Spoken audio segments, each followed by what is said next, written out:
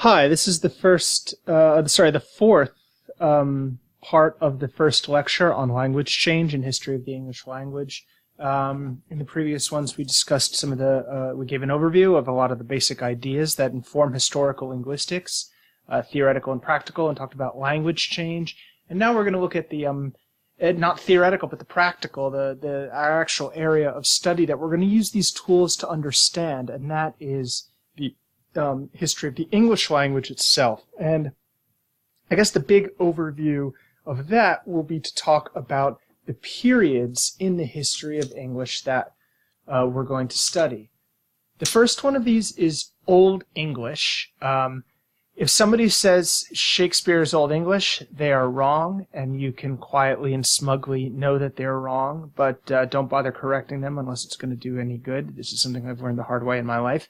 And Old English is commonly abbreviated in this field as OE, and it goes from roughly 450 to 1150 in the Common Era, or AD. These are rough dates. It's not like people woke up in 1151 and were like, I guess we're speaking Middle English now. These are approximate dates because language changes gradually. But for certain historical factors, as external as well as internal factors, these are the divisions in the history of the English language that we normally use. Middle English from 1150 to about 1500.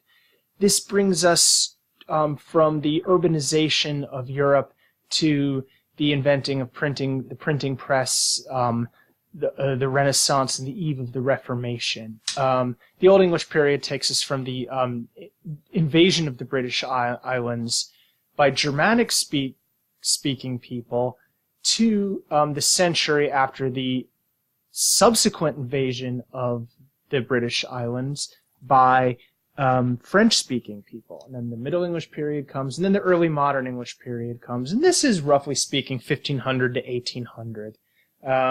And this is the period where the language comes to be much more like the one we speak today. And then there's the late modern English period, we might say, of 1750 to 1950. This isn't a term we'll use that much, but it's one that one sees in reading on historical linguistics and history of English sometimes, so it's one worth recognizing.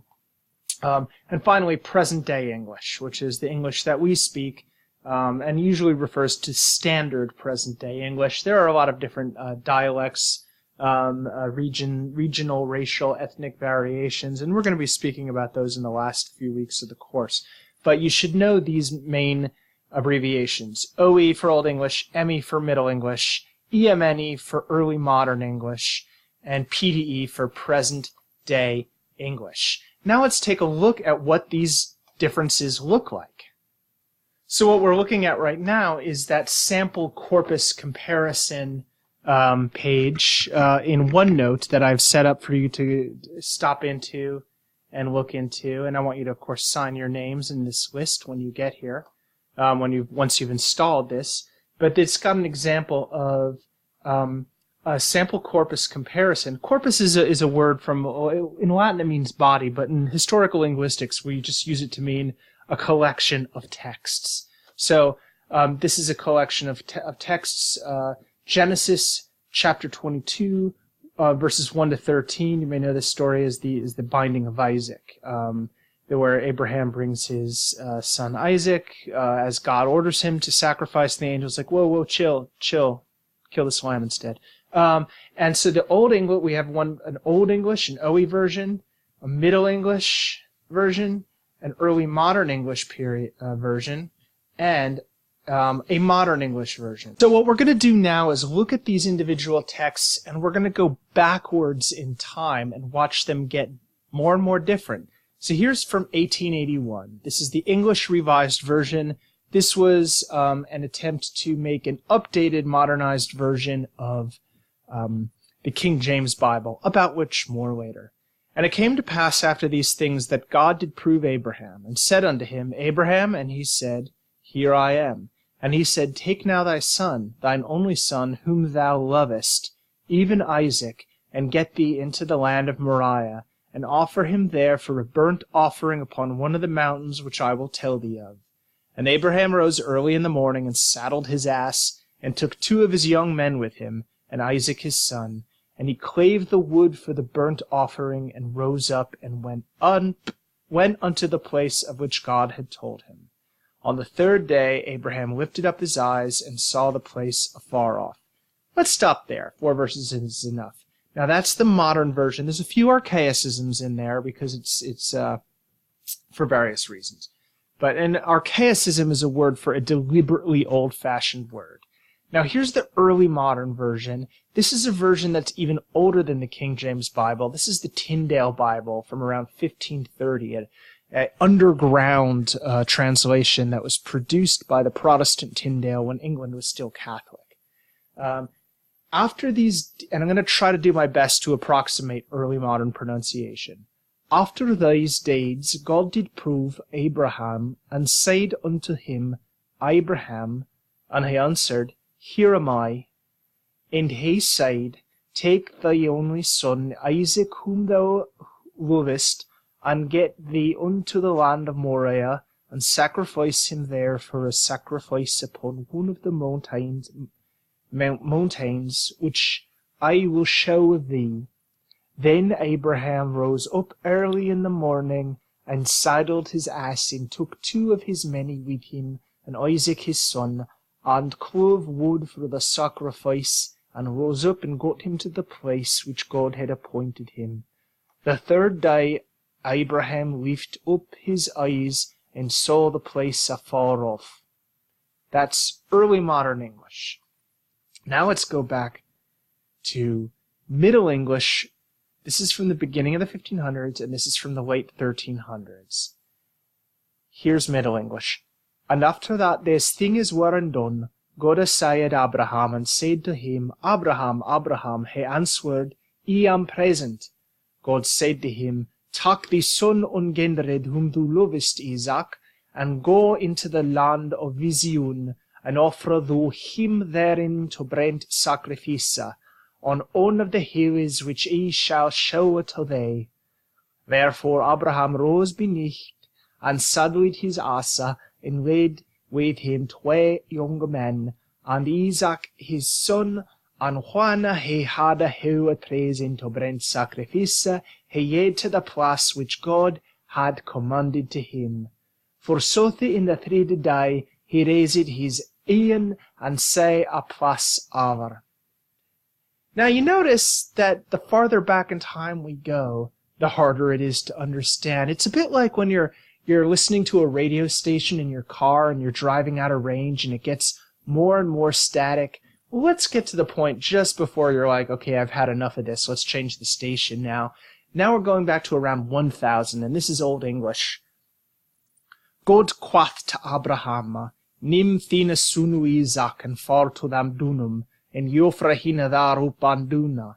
Tha aras Abraham und thara nichte, and ferde mit 2 knapem to them dunum, and Isaac samud. Hier ridon an asem, tha on thona thrid an dai, tha hier that duna gesauen, tha quath Abraham to them 2 knapem thus, and bidiath eu her mid them asem. Isaac bar thona woodu to that stoa. Isaac bore the wood to that place. So you can still kind of recognize it, but it's getting more and more. This is really a foreign language. At what point does it become a foreign language? George Santayana said that the past is a foreign country, and they speak a foreign language, but it's still recognizably English at this point. And one of the big differences, there's a few differences, and we'll point out why there's such big changes. Now, the big changes in vocabulary and grammar come between Old English and Middle English. From Middle English on, the grammar stays relatively the same, but there's a big shift in pronunciation between Middle English and Early Modern English. And we'll look at this in detail and look at examples of it, and we'll talk more about why. But I just wanted to give you a taste of what we're in for here. And finally, the last thing I want to think about here with you is, how do we know how they pronounce stuff? How do we know what stuff meant? In other words, how do we use the evidence of the past to reconstruct greater knowledge about the language of the past and to reconstruct how and why language changed. And this brings us to the very last part of this first lecture on language change, where we talk about what the different kinds of historical evidence of language change. And some of the questions we might ask is, what other sources do we have besides texts? And some of these questions will be answered in the remainder of this week and in coming weeks. Are alphabets necessary? Since alphabets represent sound, do we need alphabets to do historical linguistics? If most of our work in historical linguistics is based on the corpus of ancient texts, of old texts, what drawbacks are there? What are the problems with texts? What information do texts not include? What are all the full range of linguistic behaviors that are left out by texts? How do texts teach us about changes in phonology? How do I know that in Middle English, the word knight, like that rides on a horse and carries a sword, was pronounced knecht and not, as it is now, knight? How do we know that wife was pronounced wief? How do we know that all these changes happened? We've got answers for these questions. Some of them are better than others, and we're going to be exploring them in the weeks to come. So, and we're going to talk about the different kinds of evidence. So, do your reading and do your discussions, and hope you get into this. And it's going to be kind of an intellectual adventure we're going on. And I look forward to you joining me on it. So, take care.